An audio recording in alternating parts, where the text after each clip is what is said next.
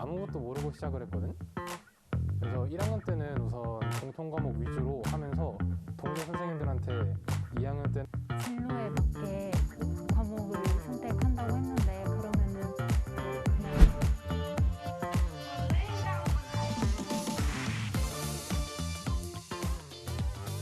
일단 우리가 입학할 때 딱 1학년 때부터 고교학점제를 딱 처음 도입한 상태여서 아무것도 모르고 시작을 했거든. 그래서 1학년 때는 우선 공통 과목 위주로 하면서 동시에 선생님들한테 2학년 때는 너네가 과목을 선택해서 해야 된다.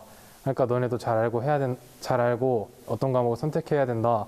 어떤 걸 고르면 내 적성에 맞는 진로를 찾아서 과목을 잘 선택할 수 있을지를 동시에 많이 배웠거든. 그래서 고교학점제를 처음 도입했지만 시작할 때 어려움은 크게 못 느꼈던 것 같아. 우선 공통 과목에 공부에 충실하면서 동시에 내 적성을 찾고 어떤 과목을 2, 3학년 동안 설계를 하는지를 선생님들이랑 많이 배우면서 했기 때문에 어려움은 크게 못 느꼈어.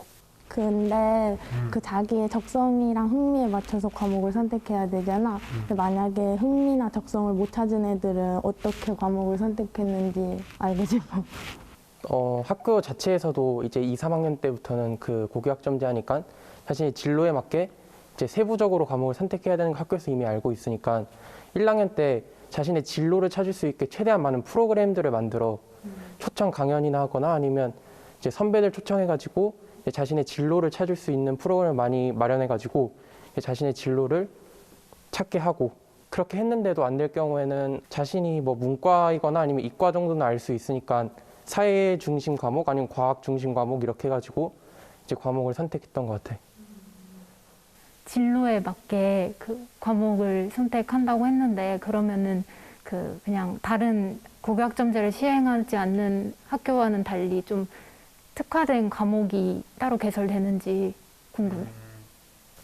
나의 사례를 말하자면 우리 학교는 2학년 때 정보과학이 개설돼 있고 3학년 때 인공지능과 피지컬 컴퓨팅이라는 이런 긴 이름의 과목이 개설돼 있는데, 나는 IT나 컴퓨터 계열 진로를 희망을 해서 2학년이랑 3학년 때 그 두 과목을 선택을 했고, 이 두 과목은 다른 학교에는 잘 개설되지 않는 과목이라서 특히 이 과목을 배우면서 난 인공지능을 더 중점적으로 공부를 했고, 이렇게 특화된 과목이 각 학교마다 여러 개 존재하고 있어서 만약 고교학점제가 널리 시행된다고 해도 지금 코로나 때문에 온라인 수업도 많이 퍼진 상태고, 이 온라인 수업 인프라를 사용을 하면 자기 학교에 과목이 개설되지 않아도 다른 학교의 수업을 온라인으로 들으면서 수강할 수 있으니까 이러한 점으로 보충할 수 있다고 하더라고.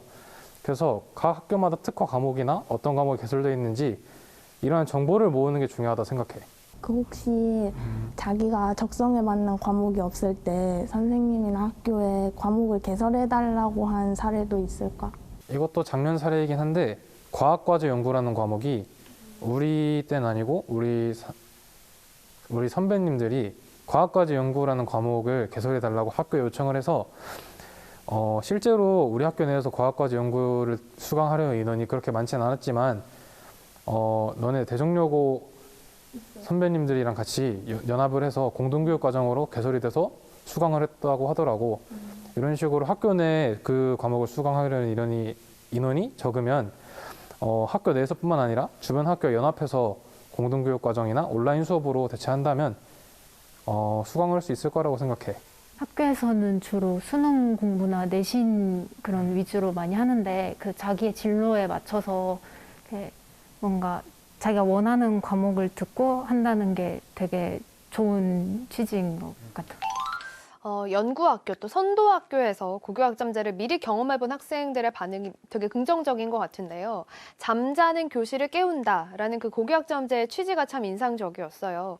그만큼 학교 수업에 대한 패러다임이 좀 바뀌어가는 것 같은데 앞으로 이 고교학점제가 가져올 가장 큰 변화는 무엇일까요?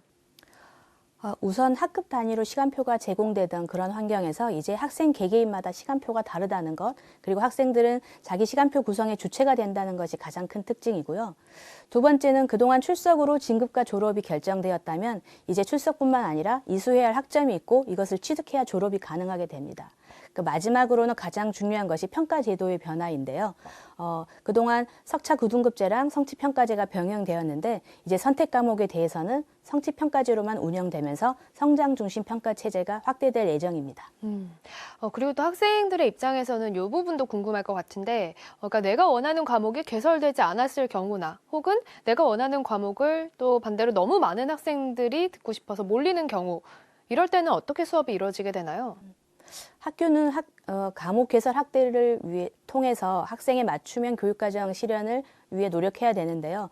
만약에 학교의 교사 사정이나 강사 수급이 원활하지 않을 경우에는 또 과목을 개설할 수 없을 수도 있습니다. 이러한 경우에는 학교 간 공동교육과정 운영 그리고 온라인 교육과정이란 제도가 있고요. 지역사회에서 개설되는 다양한 과목을 활용할 수 있습니다. 그리고 어떤 과목에 많은 학생이 몰린다면 수강 인원 기준에 따라서 분반해서 운영하면 됩니다.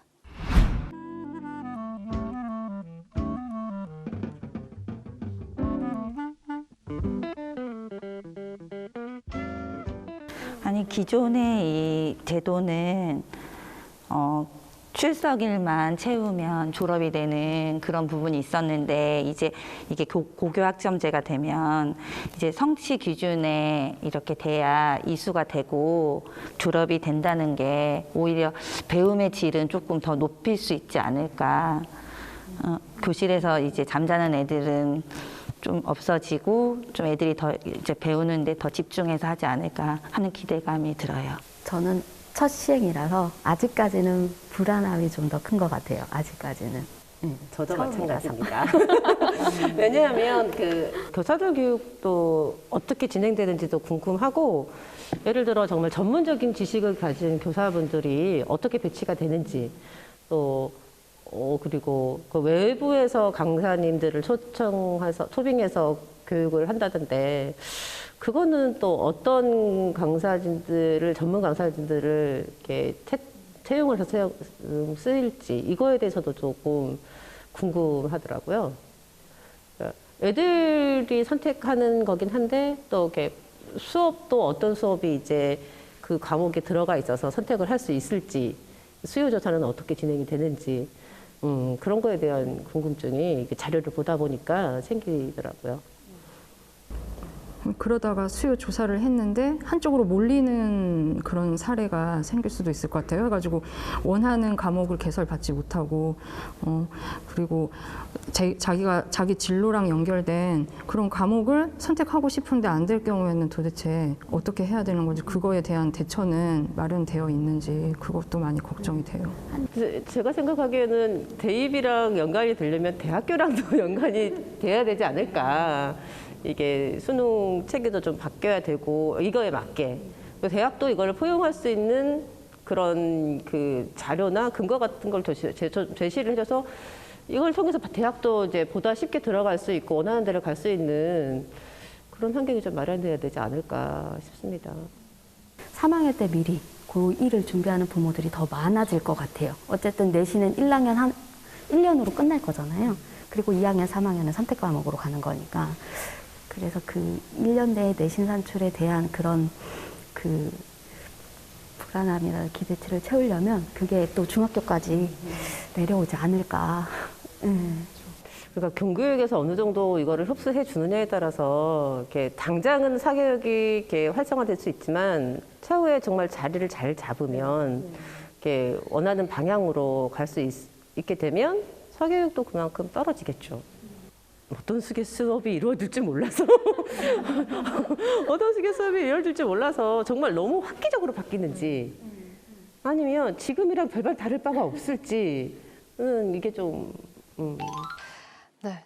역시나 학부모님들은 사실 교육제도가 바뀐다고 하니까 좀 불안해하시는 면이 없잖아 있는 것 같아요. 아무래도 이게 또 평가와 입시에도 영향을 미치기 때문일 텐데 입시에 대해서도 많이 궁금하실 것 같고 특히나 선택과목 성취평가제는 공정할까? 이게 또 화두거든요. 성적 부풀리기 같은 논란은 또 없을까요? 성취평가제는 절대평가라고 부르는 중거참조 평가인데요. 경쟁이나 서열 이런 거에 따라서 학생을 평가하는 것이 아니라 교육과정의 성취 기준과 성취 수준에 도달한 정도에 따라서 학생의 수준을 평가하는 것으로 학생들은 경쟁할 필요 없고 자신만의 성장 그리고 교육과정의 이수 정도를 보게 됩니다. 그리고 교사는 교육부 훈령사항인 학교생활기록부 작성 관리 지침 그리고 시도교육청의 그 학업 성적 관리 시행 지침 그리고 이걸 근거로 해서 학교의 단위 학교의 학업 성적 관리 규정을 만들게 되거든요. 이거에 따라서 그리고 교사의 평가 전문성을 바탕으로 해서 타당하고 신뢰로운 평가 활동을 진행하기 때문에 저는 성적 부풀리기 같은 현상은 없을 거라고 보고요. 우리는 교사를 믿어 주어야 하고 교사도 자신의 전문성에 따라서 평가를 할 수 있을 것 같습니다. 그리고 더불어 하나 더 말씀드리면 한국교육과정평가원에서는 매년 전체 고등학교에 대해서 성취평가제 운영에 대한 모니터링을 지속적으로 수행하고 있습니다. 네.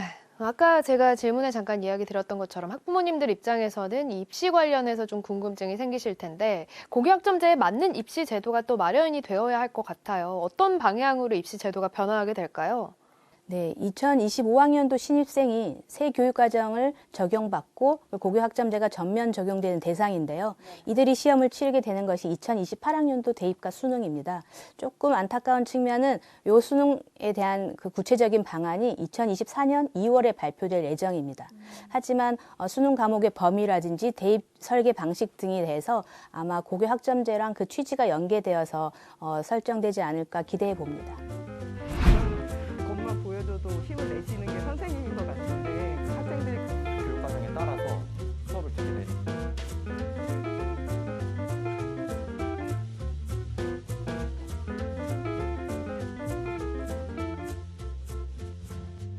제가 학교 다닐 때만 해도 약간 그 7차 교육과정 세대인데요. 그때도 약간 선택을 하라고 했었어요. 사회 과목 같은 경우. 과학 과목 같은 경우도.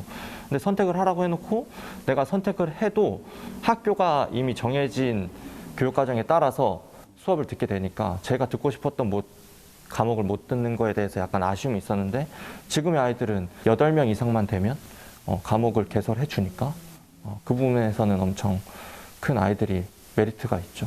듣고 싶은 과목을 들을 수 있고. 저도 고교학점제 가장 큰 장점이 학생들이 원하는 수업 듣는 게 가장 큰 장점이라고 생각을 하고요.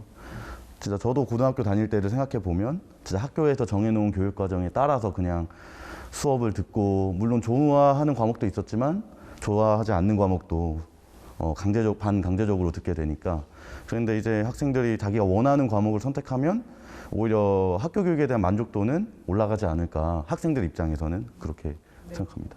저희는 되게 긍정적으로 이렇게 얘기는 하지만 이제 학생들은 조금 불만의 학생들은 어떤 불만을 갖고 있냐면 이제까지는 다 해줬는데 그냥 학교에서 시키는 대로 했으면 다 그냥 따라오기만 하면 됐는데 이제는 와서 고등학교 1학년 때부터 진로를 탐색해봐라. 너의 진로에 맞는 과목을 선택해봐라. 이런 부분이 이제 좀 부담으로 다가온 학생들도 덜어 있었던 것 같아요.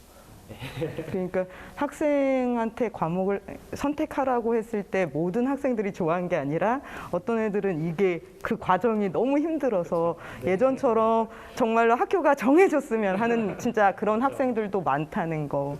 그래서 선생님들이 더 적극적으로 개입하고 진로 탐색을 더 적극적으로 해줘야 되는 건데 아이들이 빨리 진로를 선택하게 하니까 그거에 대한 부담은 분명히 있는 것 같아요. 그죠?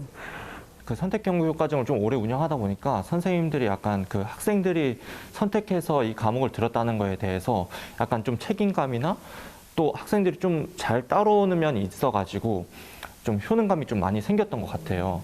사실은 선생님들은 학생에 정말 약하잖아요. 맞아요. 학생들이 성장하고 있다, 학생들이 발전하고 있다는 그런 것만 보여줘도 힘을 내시는 게 선생님인 것 같은데 그 학생들이 그런 모습을 보여주면 고교학점제를 더 준비할 때 선생님들 마음도 더 편하게 받아들이시지 않을까 그런 생각은 들어요.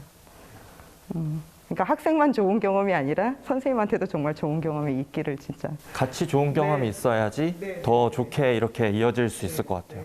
근데 지금은 일단 전면 시행하긴 전이니까 약간 계속 선생님들은 다 과목 해야 되네 뭐 이런 부담이 계속 있고 그런 건 맞는 것 같아요. 많은 선생님들도 이미 마음속에서는 이제 고교학점제가 시작되면 나 새 과목 가르치겠다라는 거를 이미 다 기정사실화 다 하고 계신 것 같더라고요. 주변에 있는 선생님들. 뭐 여러 이제 해결책들을 보니까 뭐 공동 교육 과정도 있고 그런데 매년 학생들의 선택이 너무 다양할 거란 말이에요. 매년 그 교원의 수급에 대해서 잘 이게 정립이 될 수 있을지가 의문입니다. 그러니까 다과목이 되지 않도록 사실은 해야 되는 게 맞는 거고 그래야 수업의 질 관리가 되는 거고 그럼 그 외의 과목 아이들이 소인수 과목까지 학교에서 감당하는 건 아니라고 생각하고 소인수 과목은 정말로 뭐 동지역에서도 또 여러 군으로 나눠서 그런 과목들이 개설돼야 된다고 생각하는 게 저는 그게 맞다고 생각해요. 근데 대학교에서는 또 뭐 고려대학교나 서강대학교 같은 경우는 이제 그 성취 평가제를 하면 절대 평가잖아요. 그래서 A, B, C 비율로 나오게 됐는데 또 그 비율 가지고도 이제 교과 점수를 주겠다라고 이제 발표했기 때문에 또 그걸 또 학교에서는 신경을 안 쓸 수가 없잖아요. 그래서 그럼 A 비율을 얼만큼 줄 것이냐. 원래 취지는 그게 아니었잖아요. 취지는 정말 애들이 열심히 하면 누구나 A를 맞을 수 있고 이런 부분이었는데 A가 많으면 많을수록 대학 평가에서는 불리하게 된 거죠. 그래서 그런 부분에 대한 고민. 그래서 대입에서 좀 너무 이게 어떻게든 애들을 줄 세우려고 하는 거 아닌가. 그럼 또 여기서부터 출발부터가 좀 고교학점제가 맞지 않기 때문에 어쨌든 저는 대입에서 조금 변화가 있었으면 네, 좋겠습니다. 그러니까 저희는 학생의 성장에 초점을 갖고 교육을 해야 되는데 그리고 대학이 알아서 그 성장한 아이들을 잘 뽑아줬으면 좋겠는데 우리 또한 계속 그 대학의 그 입시 결과에서 학부모들이 고등학교를 선택하고 이런 문제를 우리가 신경을 안 쓸 수 없는 그런 분위기 때문에 더 힘든 것 같아요. 앞으로의 진짜 교육의 방향은 줄 세우기식 교육이 아니라 진짜 여러 줄을 만드는 거죠. 하나의 줄로 애들을 딱 한 줄로 서라가 아니라 여러 줄을 세우게 만드는 거죠. 그래서 이거는 이제 고등학교뿐만 아니라 우리 사회 전반적으로 같이 공감대가 형성이 되어야만 되지 않을까라는 생각이 듭니다. 변화를 받아들여야 되는데 사실은 학교도 학부모도 이 변화를 받아들여야 되는데 사실은 예전에 그 담임의 역할을 또 그대로 하라고 하면 그게 사실은 더 문제인 것 같아요. 학교 구성원 전체가 그거에 대한 좀 공감이 있어야 되는 것 같아요. 담임 선생님이 진로 설계를 거의 다 하는 시기잖아요, 지금은. 근데 이제 고교학점제가 들어오면 담임 선생님뿐만 아니라 교과 선생님도 같이 이렇게 이 학생의 진로 멘토가 되어서 이렇게 해줘야 되는 것 같아요. 그래서 교과 담임 멘토제나 뭐 이렇게 같이 동시에 이루어지면 좋을 것 같습니다. 네. 되게 공감되는 말씀인데 진짜 실제로 학생들이 선택하고 수업을 듣다 보면 담임 선생님보다도 훨씬 더 교과 선생님과의 시간이 많을 수 있거든요. 그래서 이제 담임한테만 이렇게 뭐 담임이니까 진로 교육해라, 애들 상담 다 해라 이런 게 아니라 학교 구성원 전체가 같이 한 학생을 위해서 힘을 쓰는 그런 환경이 되어야 된다고 생각이 됩니다. 학생에 대한 진로를 학생 혼자 고민하는 게 아니라 교사가 그리고 교과 담임이 그리고 학부모까지의 관심을 유도하는 것까지 뭐 하여튼 그래서 아마 학생들은 어쩌면 빨리 진로를 결정에 대한 부담도 있지만 자기 진로에 대해서 많은 사람들이 같이 고민해 준다는 것도 되게 아이한테는 긍정적일 것 같고 그게 또 과목 선택까지 잘 이어진다면 되게 좋을 것 같아요. 그래서 고교학점제의 제일 큰 장점이 아닐까 또 그렇게 생각이 들어요. 맞아요. 선생님들도 다가올 고교학점제를 참 열심히 준비하고 계시는 것 같은데 그렇지만 또 교육 현장에서 직접 느끼시는 어려움이나 걱정도 많으신 것 같거든요. 선생님들의 역할은 어떻게 변화하게 될까요? 지금 상황처럼 뭐 담임 교사제가 유지가 되는 걸까요? 네, 고교학점제에서는 무엇보다 학생의 진로학업 설계 지도 그리고 과목 선택 지도 그리고 선택형 교육과정 편성 이런 역할들이 굉장히 중요해지는데요. 담임교사의 경우에는 기존 역할도 있고 거기에 더해서 학생의 과목 선택 지도라든지 진로학업 설계 지도 역할이 강화될 예정이고요. 교과교사 역시 중요한 역할인데요. 진로학업 설계뿐만 아니라 교과 관련 진로 진학 그리고 이수 과정에 대한 안내 이런 역할들이 강화되면서 아마 교사의 책임 교육 지도가 강화될 예정입니다. 그리고 기존 담임 제도도 여전히 유지되면서 기존의 역할이나 업무를 좀 분담할 수 있는 소인수 멘토 담임제 이런 것들이 운영되는 걸 볼 수 있습니다. 그리고 또 고교학점제가 시행이 되면 기존의 과목들에 비해서 이제 앞으로 더 많은, 더 다양한 과목들이 개설이 될 거 아니에요. 이때 또 교사분들의 연수나 교사의 역량을 높이기 위한 활동들도 함께 늘어나게 되는 건지 궁금합니다. 네, 지금도 교육부랑 교육청별로 교사의 다과목 지도 역량 강화, 그리고 교양교과 이수 역량 강화, 그리고 교육과정 컨설턴트로서의 역할, 성취평가제에 대한 이해, 이런 역량 연수가 진행되고 있고요. 이러한 연수도 굉장히 중요하지만 교사도 이제 앞으로는 평생 학습자로서 지속적으로 배우면서 가르쳐야 하는 것이 근본적인 역할이라고 봅니다. 그래서 새롭고 다양하고 변화하는 이런 시대에 맞춰 다양한 과목을 개설하기 위해서는 교사 간 협력도 중요하고 학습 공동체 활동 이런 게 더 활성화되지 않을까 기대하고 있고요. 이런 주도적인 학습과 협력이 아마 교사의 전문성 강화에도 역할을 할 수 있으리라 봅니다. 그리고 또 교육과정이 세분화되다 보면 더 많은 선생님들이 현실적으로 필요할 거라고 생각하는데 교원 충원 방식은 어떻게 계획이 되고 있나요?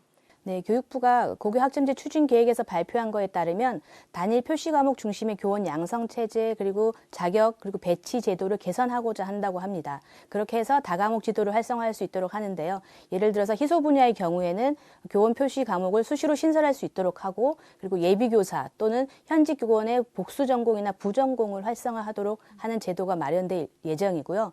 교육지원청에는 교과 순회 교사를 배치하거나 그동안 학교가 구해야 하는 강사라든지 이런 교강사 수급에 대해서 교육청 차원에서의 그런 지원이 있을 예정입니다. 어쨌든 이런 종합적인 교원 수급에 대한 정책은 2022년도까지 마련할 계획이라고 합니다. 네, 이제 마지막 질문이 될 것 같은데요, 팀장님.